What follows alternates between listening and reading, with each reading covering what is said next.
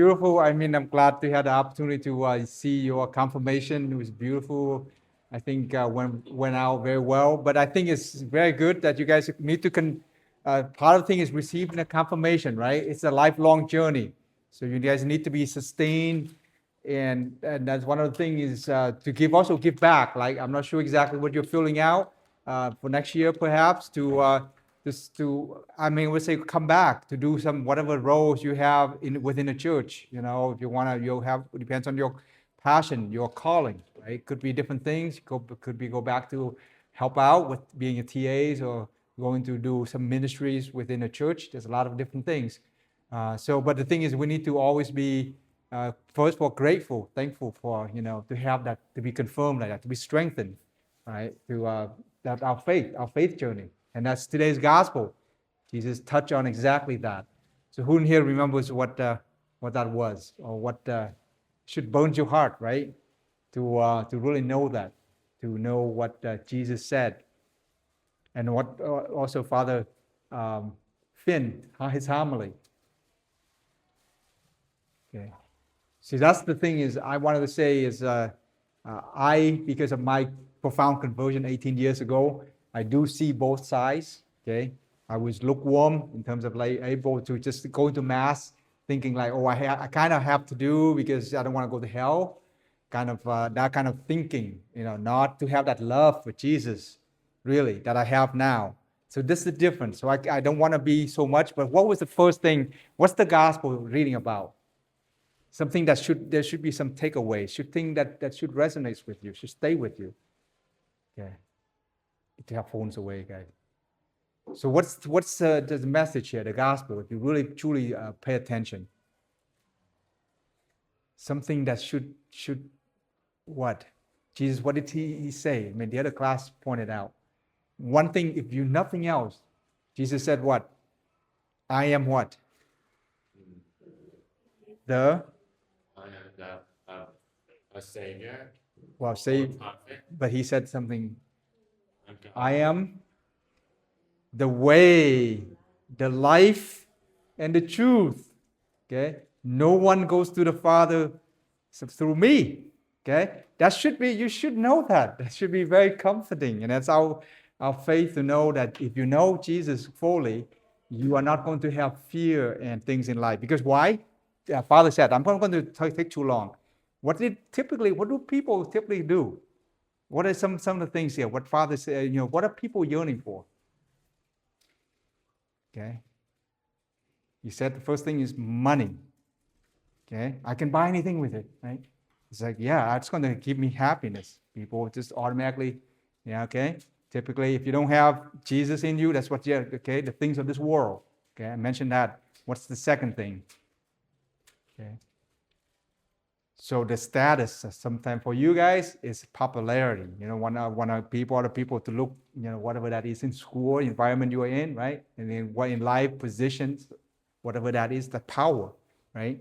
What's the third thing that people, fear. I guess what's the fear? Which is common a lot of people. What's the fear? Number one fear. Fear of death, right? Who in here is like, if God says, well, you go to heaven immediately. But who would want to say, I'm ready now. I'll go now. So nobody, right? Heaven, eternal joy and salvation. And yet nobody is like, oh, I'm ready to do it now. Because they know they have to walk through the death. And a lot of times it's the unknown, right? And that's causing people a lot of anxieties. And that's what Jesus said, right? Do not your hearts be troubled, because there's places in heaven. I'm preparing you for the way. But that's the sad part, is that faith has to be strengthened, right? Has to be nourished. And Father said a couple of things. He said what? How do you strengthen your love, your faith? You have to do what? It's like everything else, right? You can talk about it, but it really has to be down in your heart, even knowing it. A lot of time, that's why I like to talk about things in here, especially us, knowing that the Lexio Divina, you read, you can contemplate, and then that goes into action. And it's important that we do that regularly, on a regular basis, because as Jesus said, sometimes the lips but the hearts are far away. You can say all the things, but with your heart, right? To know that, and it takes a lot to do it on a regular basis, going to mass often, to receive Jesus, to be strengthened, that faith, to be nourished. And faith is what? It's a grace. And that's the part that's sad, because I see it on the other side too. A lot of people, just like you go with the flow, other people are doing things, go through the motions, but you don't have it within your heart to be close to Jesus. And that's why you have people not have a desire to go to mass. Just make it like more mandatory. Just like I have to do it. You don't have to. That's one thing Father said, right? It's an opportunity to be there. It's not I have to. It's an opportunity. Jesus is inviting you to be there. So, like I said, the words of God and Father said, hit on a few things. That journey of faith, where you have to have what? Love for God, right? Love for God and love for other people. He ended with Mother Teresa. Why is it significant? What did people ask Mother Teresa? Because they said, well, the Bible, the scriptures, a lot to it. Can you give me something so concise and clear so that I can just have it taken away? What did Father say? What are the 5 words that Mother Teresa, she's a saint? What did she say?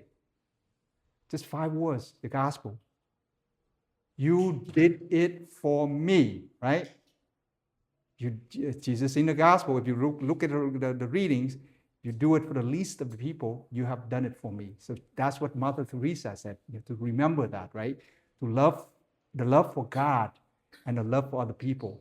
And that would carry, that's the way to Jesus. And that's and obviously you ended up saying that, yes, Jesus is our salvation, Redeemer of the world. So I just say, we are the instrument, right? We have to really grow to love God and to regularly coming. You don't, here's the thing, I have seen in my school, right? I have some people like dating relationships, boyfriend, girlfriends, and I can see them they show up early in the morning. They sit next to each other. I don't know what conversation. And in my classroom, sometimes I have a hard time pouring them out to do group stuff. And then later on, I see them together all the time. That's the love. Same thing with Jesus. You should have that kind of love, burning desires to be with the one you love. But a lot of people don't, that's the thing. But obviously, that's I'm telling you, boyfriend or girlfriend, sometimes not mature. It's it's a little bit of a puppy love. But the love for God, if you really have that desire, you're going to want to do more and more, right? Spending time. Jesus in the Blessed Sacrament, Eucharist, fully present. And it will be no fear. There's a lot of fears in the world nowadays, right? Fear of conflicts and war. And then you have families, internal things, right? You probably, anyone here who have a perfect families? No issues? Okay? So that's the kind of stuff, right? Having that faith to be nourished in our journey to deal with conflicts, nation against nations, deal with, families members, right? Things that you don't get along. But that's Jesus said, what? Love your enemies. Who can do that? Impossible, right? Without God. A lot of the saints would say, yes, I can't do it by myself. But with you, with Jesus, we can, right? To be able to know that. So that's the one I to kind of leave to you. You are confirmed. Congratulations. You're starting your journey. So to be continue on with that, to sustain your faith journey, to be close to Jesus, right? In the Blessed Sacrament, receive him every Mass, and then to carry out that action, right? Action of faith to the love for other people. So with that, we're supposed to be that instrument, right? To bring light to the world, to be salt of the earth. So have a blessed day.